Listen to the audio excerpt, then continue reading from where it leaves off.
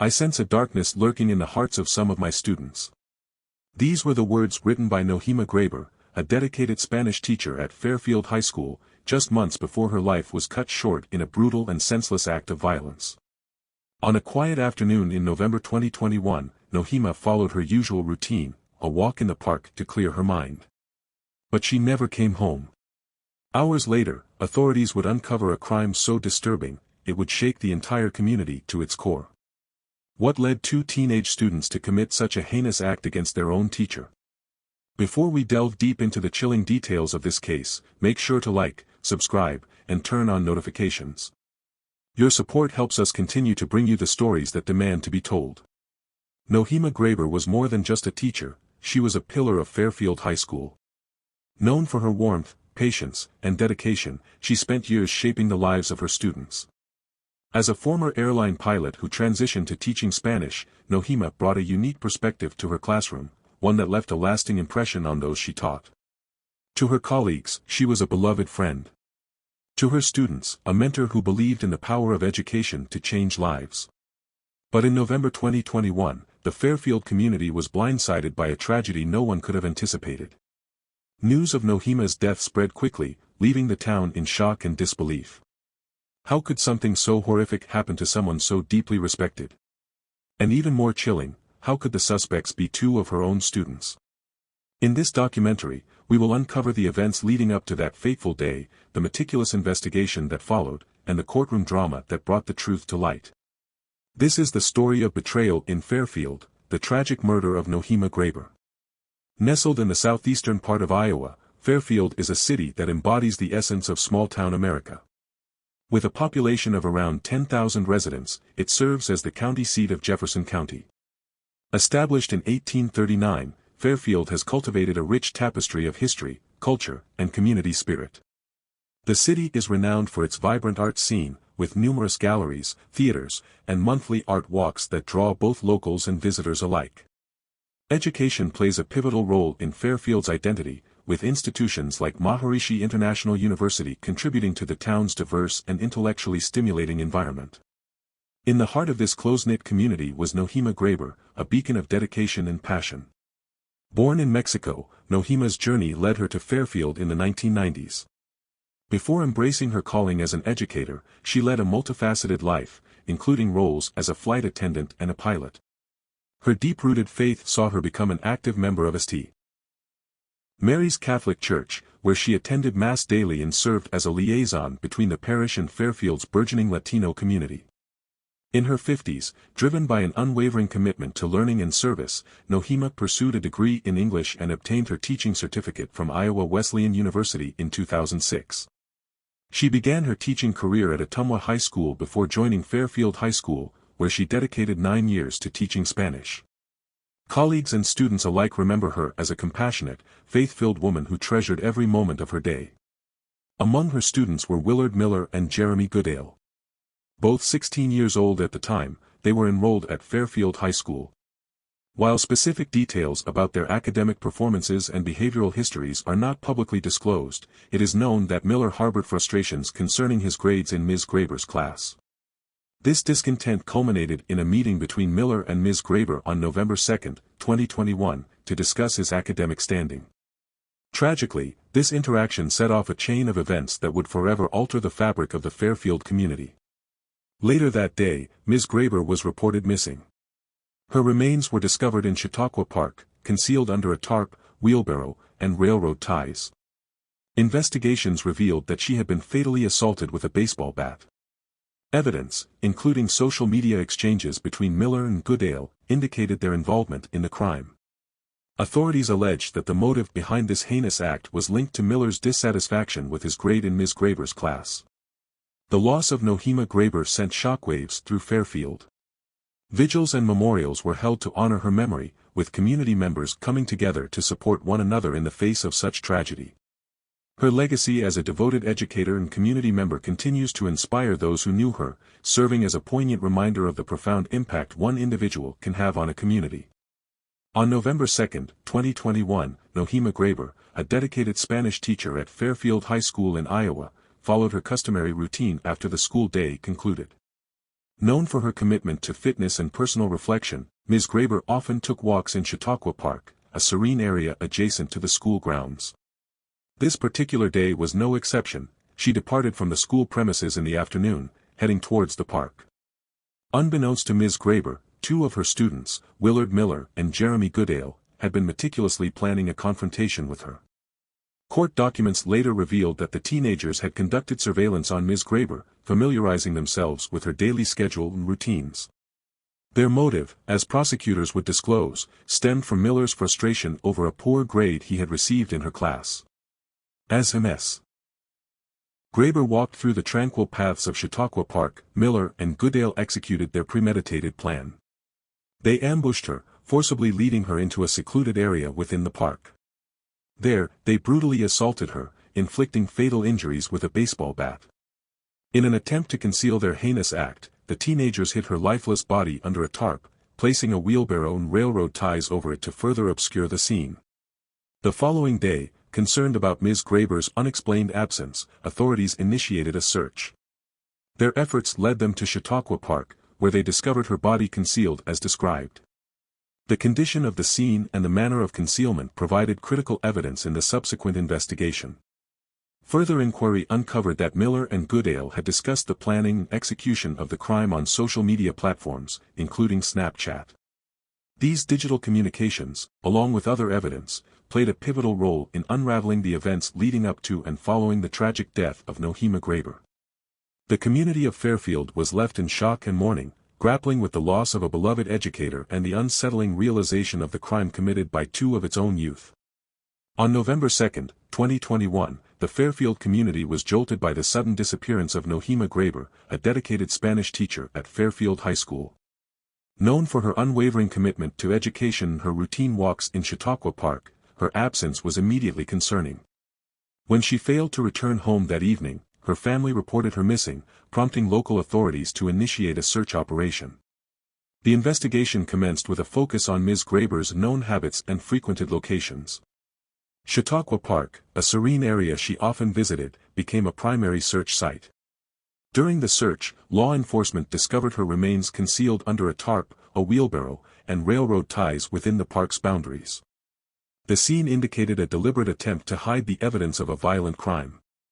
As the community grappled with the shocking news, investigators delved into Ms. Graber's personal and professional life to identify potential leads. Attention quickly turned to her students, given her role as an educator. It was during this phase that digital evidence emerged as a crucial component of the investigation. A pivotal breakthrough occurred when a fellow student approached law enforcement with information about incriminating social media activity. This individual provided authorities with Snapchat messages exchanged between two of Ms. Graber's students, Willard Miller and Jeremy Goodale. In these messages, the teenagers discussed their involvement in the planning and execution of the crime.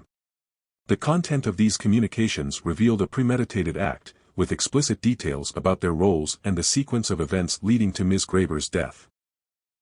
The digital footprints left by Miller and Goodale extended beyond Snapchat. Investigators uncovered additional online interactions and data that corroborated the information found in the initial messages. This digital evidence provided a timeline of the events and highlighted the premeditated nature of the crime. The teenagers' online activities, including searches and communications, painted a comprehensive picture of their intentions and actions. Confronted with the mounting digital evidence, law enforcement officials moved swiftly to apprehend Miller and Goodale. Upon their arrest, both teenagers initially denied any involvement in Ms. Graber's disappearance and death.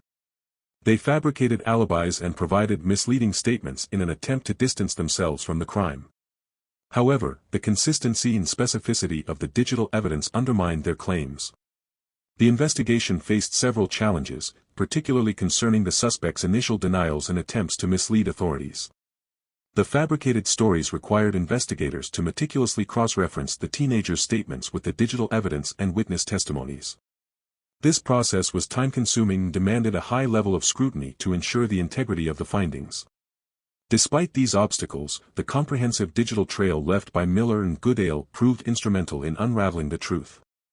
The Snapchat messages, in particular, served as a cornerstone of the prosecution's case, providing direct insight into the perpetrator's mindset and their coordinated efforts to commit and conceal the crime. The tragic loss of Nohema Graber not only devastated the Fairfield community but also underscored the evolving role of digital evidence in modern criminal investigations. The case highlighted how social media platforms, while often serving as tools for connection, can also become repositories of crucial information in the aftermath of criminal activities. In the ensuing legal proceedings, the digital evidence collected played a pivotal role in securing convictions. The case served as a somber reminder of the profound impact of technology on both the commission and resolution of crimes in the contemporary era. As Fairfield continues to heal from this profound tragedy, the legacy of Nohema Graber endures, inspiring educators and community members alike to foster compassion, dedication, and resilience in the face of adversity. In the quiet town of Fairfield, Iowa, the tragic murder of Spanish teacher Nohema Graber in November 2021 sent shockwaves through the community. The subsequent legal proceedings against the two teenage perpetrators, Willard Miller and Jeremy Goodale, drew significant attention as the justice system sought to address this heinous crime. Following the discovery of Nohema Graber's body in Chautauqua Park, law enforcement swiftly identified two of her students, Willard Miller and Jeremy Goodale, as primary suspects. Both were charged with first-degree murder, a grave accusation reflecting the severity of their alleged actions. Given their ages, both were 16 at the time, the legal system faced the complex decision of whether to try them as juveniles or adults. Ultimately, due to the nature of the crime, it was determined that both would be tried in adult court. The trials of Miller and Goodale were marked by several pivotal moments that shed light on the circumstances surrounding the crime and the defendant's involvement. Prosecutors introduced compelling digital evidence, including social media exchanges between Miller and Goodale. These communications detailed their planning and execution of the attack on Ms. Graber, providing a chilling insight into their premeditation.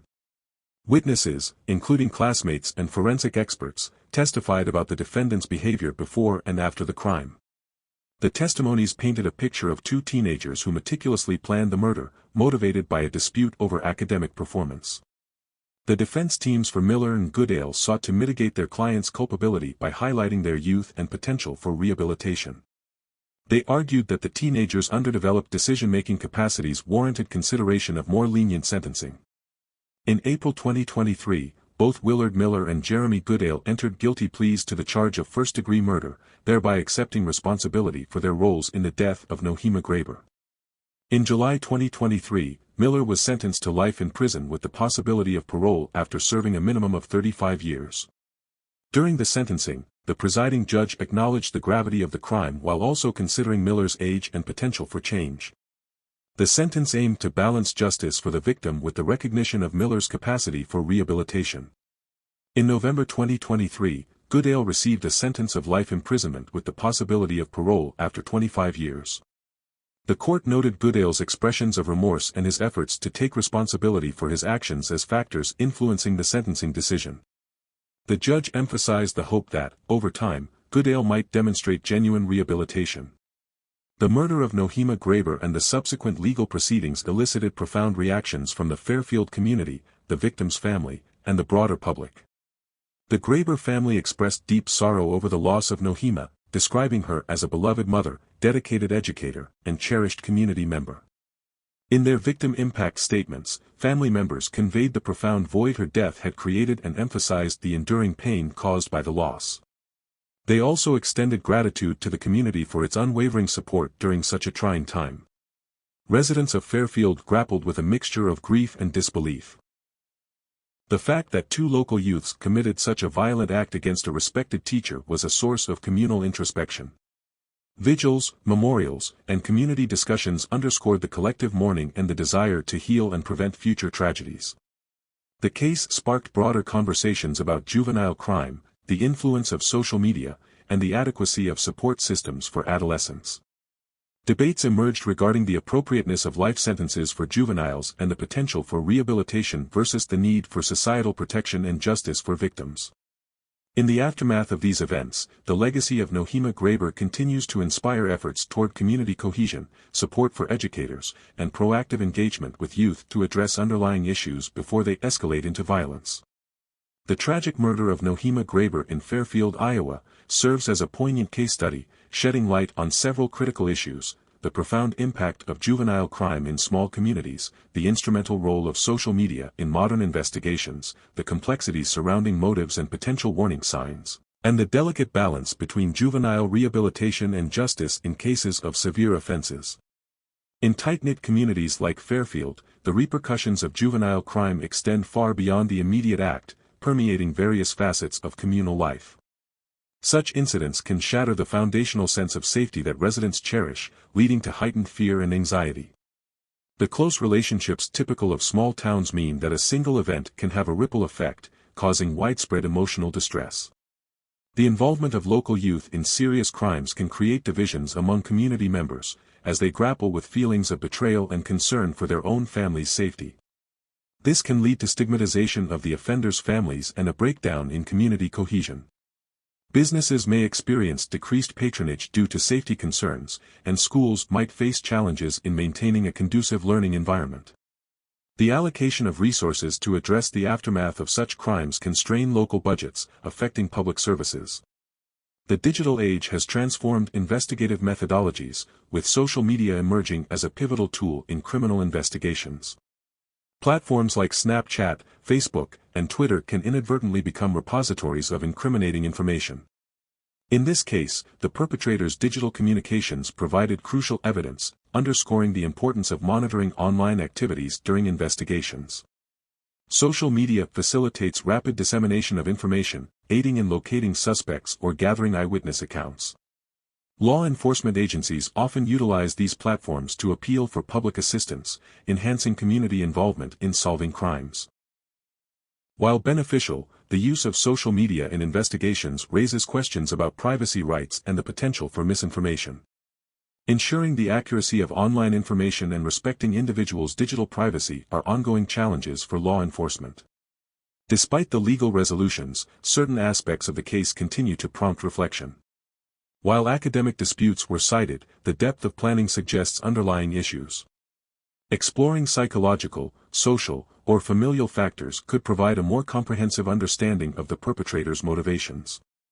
This case raises the question of whether there were observable indicators, such as behavioral changes, social withdrawal, or previous minor offenses, that, if recognized, might have prompted interventions to prevent the escalation to violence. The sentencing of juveniles in serious crimes necessitates a nuanced approach, balancing accountability with the potential for rehabilitation. Courts often grapple with imposing sentences that reflect the severity of the crime while acknowledging the developmental potential for change in young offenders. This balance aims to serve justice while providing a pathway for rehabilitation. Access to counseling, education, and skill development within the correctional system is crucial. These resources can facilitate personal growth, reducing the likelihood of recidivism and aiding in the reintegration of offenders into society. The perspectives of victims' families and the community play a significant role in shaping justice outcomes. Their need for closure and assurance of safety must be weighed alongside the rehabilitative needs of the offender. In conclusion, the Nohema Graber case serves as a somber reminder of the multifaceted challenges posed by juvenile crime in small communities. It underscores the transformative impact of social media on modern investigations, highlights the necessity of understanding deeper motives and potential warning signs, and calls for a balanced approach in addressing juvenile offenses, one that harmonizes the principles of justice with the potential for rehabilitation. In this documentary, we've explored the tragic events surrounding the murder of Nohema Graber in Fairfield, Iowa. We've examined the community's response, the investigation, and the subsequent legal proceedings. As we conclude, we invite you to reflect: how can communities better identify and address underlying issues to prevent such tragedies? Your insights are invaluable, and we encourage you to share your thoughts in the comments below. Thank you for joining us. Please remember to like this video, subscribe to our channel, and leave a comment below. Stay tuned for future documentaries where we continue to explore cases that profoundly impact our society.